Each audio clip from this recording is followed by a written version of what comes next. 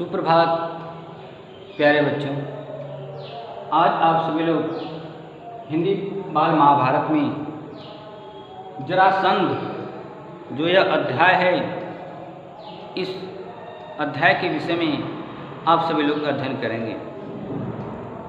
इससे पहले मैंने आप सभी लोगों को द्रौपदी स्वयंवर और इंद्रप्रस्थ के विषय में मैंने आप सभी लोगों को बताया कि द्रौपदी स्वयंवर में जो भी कुछ हुआ, जब उसका समाचार जब हस्तिनापुर पहुंचता है तो उस समाचार को पाकर के महाराजा धृतराष्ट्र जो हैं वह बहुत ही खुश होते हैं। उन्हें एक असीम आनंद की प्राप्ति होती है। परंतु दूसरी तरफ देखा जाए तो उस समाचार को पाकर के जो दुर्योधन था, उसके हृदय में जो विद्रोह की आग शांत हो गई थी कि जो पांडव हैं वह लाख के घर में जलने से उनकी मृत्यु हो गई है। इस कारण से पांडवों के प्रति उसके हृदय में जो विद्रोह की आग थी वह आग तो शांत हो गई थी। जब द्रौपदी स्वयंवर का जब समाचार जब दुर्योधन को मालूम होता है तो पांडवों के प्रति उसके हृदय में फिर से आग जलने लगती है। तो महाराजा धृतराष्ट्र जो थे वह इस बात को अच्छी तरह से जानते थे कि कौरव और पांडव जब एक साथ रहेंगे तो उनका जो बैर भाव है वह शांत नहीं हो सकता। इस कारण से महाराजा धृतराष्ट्र ने पांचाल देश के राजा द्रुपद के यहाँ से पांडवों को, माता कुंती को एवं द्रौपदी को ससम्मान पूर्वक हस्तिनापुर बुला करके एक अलग राज्य दे दिया, एक अलग नगर दे दिया। वह नगर जो कि मैं इससे पहले बता चुका हूँ उसका नाम था इंद्रप्रस्थ, जो कि महाभारत में इंद्रप्रस्थ जो है वह पांडवों की राजधानी थी। तो उस नगर में रह करके महाराजा जो युधिष्ठिर थे वह प्रजा का कल्याण करते थे और राजा का सबसे बड़ा धर्म ही होता है कि प्रजा का कल्याण करना।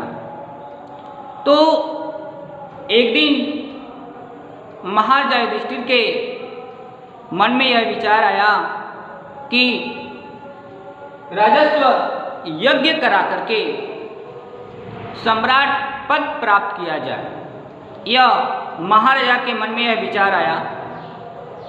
तो उनके मन में जो यह विचार आया, इस प्रस्ताव के रूप में उन्होंने अपने भाइयों के सामने रखा। तो इसके लिए महाराजा युधिष्ठिर ने कहा कि भगवान श्री कृष्ण की राय ली जाए इसमें। तो आइए एक एक करके ये जो आपका जरासंध जो अध्याय है एक एक करके आप सभी लोग अध्ययन करेंगे।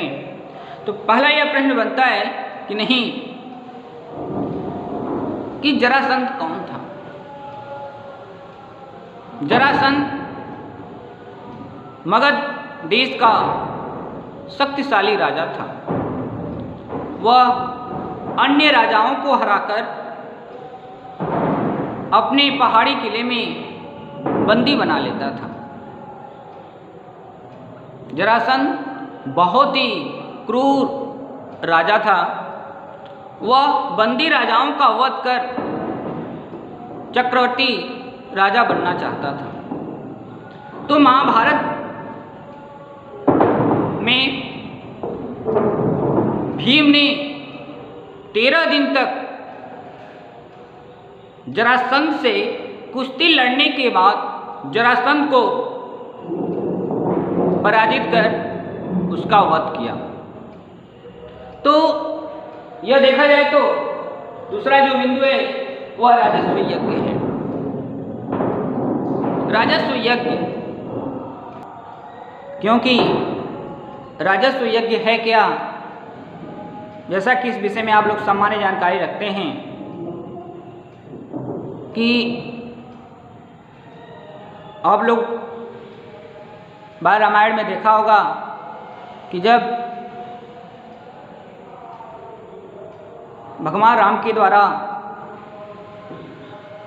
राजस्व यज्ञ संपन्न करने के उपरांत जब एक घोड़ा छोड़ दिया जाता है तो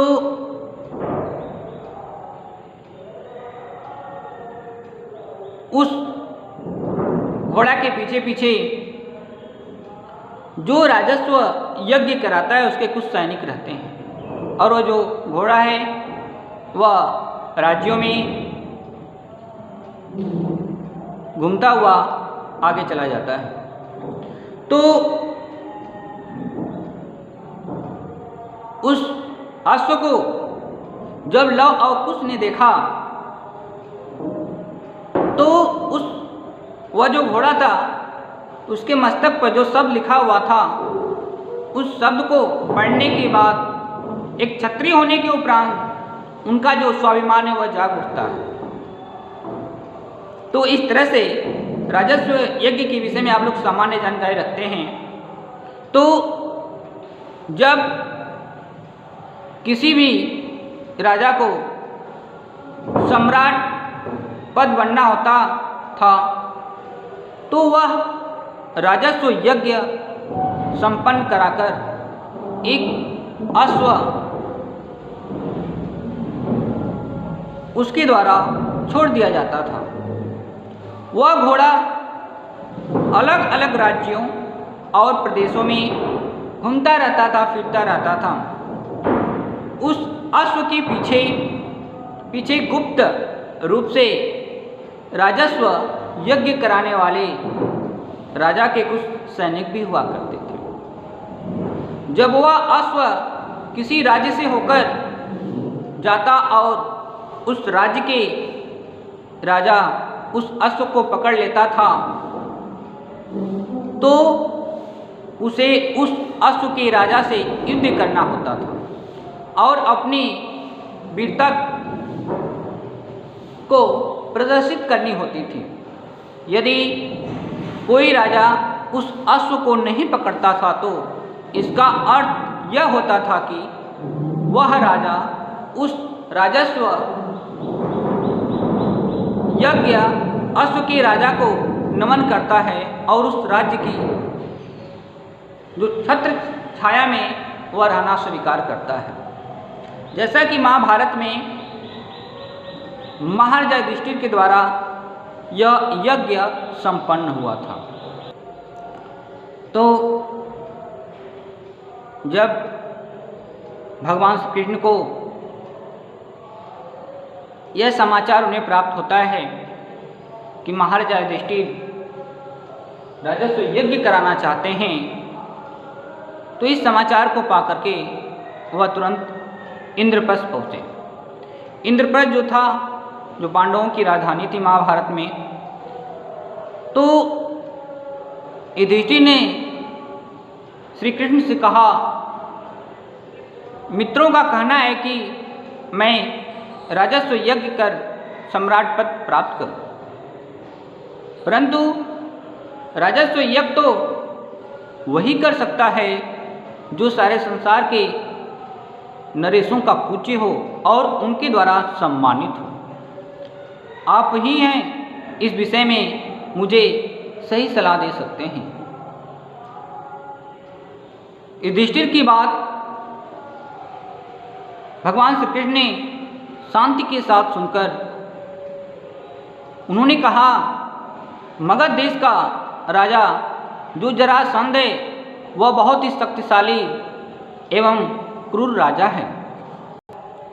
वह सभी राजाओं को पराजित करके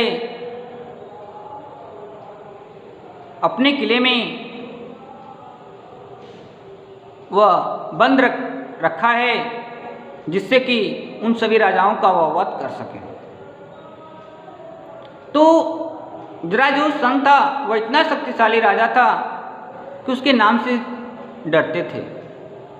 यहाँ तक कि शिशुपाल जो कि वह शक्तिशाली राजा था, वह एक पराक्रमी राजा था, उसे हरा करके उसने उसे अपना सेनापति नियुक्त कर रखा है। तो इस तरह से जब तक कि जरासंध को हराया नहीं जा सकता तब तक कि राजस्व यज्ञ कर सम्राट पद प्राप्त नहीं किया जा सकता। तो इससे पहले उसने जिन राजाओं को अपने किले में बंद रखा है उन राजाओं को पहले वहां से छुड़ाना होगा। तो यह बात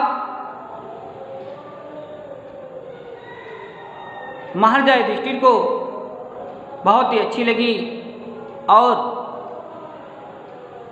युधिष्ठिर की यह विनयशीलता सुन करके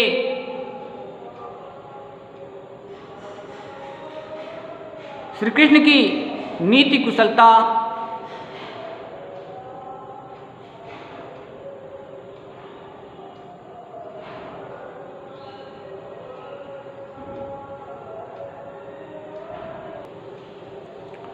तो युधिष्ठिर की विनयशीलता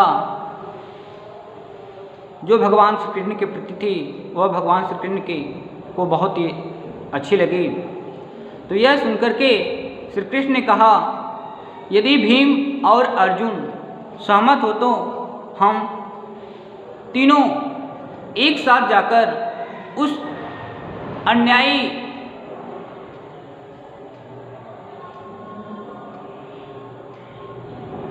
निर्दोष राजाओं को छुड़ा सकेंगे जिन राजाओं को जरासंध ने बंदी बना लिया है।